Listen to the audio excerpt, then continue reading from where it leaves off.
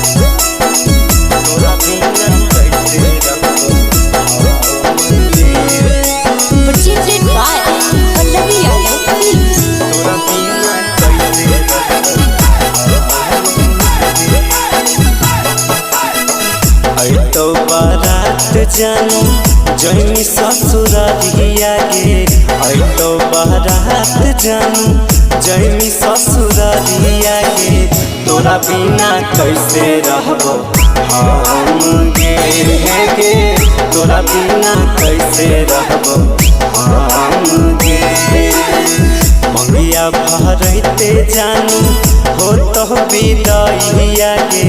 मंगिया भरते जानू हो तो विदाइया गे जिंदगी से चल जाई मोर जान गे जिंदगी से चल जाई मोर जान गे तोरा बिना कैसे रहबो तोरा बिना कैसे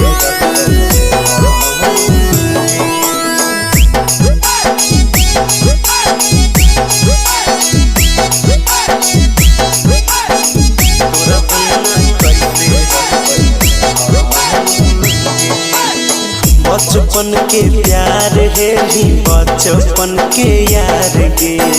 जान से भी ज्यादा सोना करहियो प्यार गे जान बचपन के प्यार है भी बचपन के यार गे जान से भी ज्यादा सोना करहियो प्यार गे रात भर कहानी कहानी बीतत है मोर रातिया गे रात भर कहानी कहानी बीतत है मोर रातिया गे तोरे पर लागल रहतो ध्यान गे तोरा बिना कैसे रहबै हम गे तोरा बिना कैसे रहबै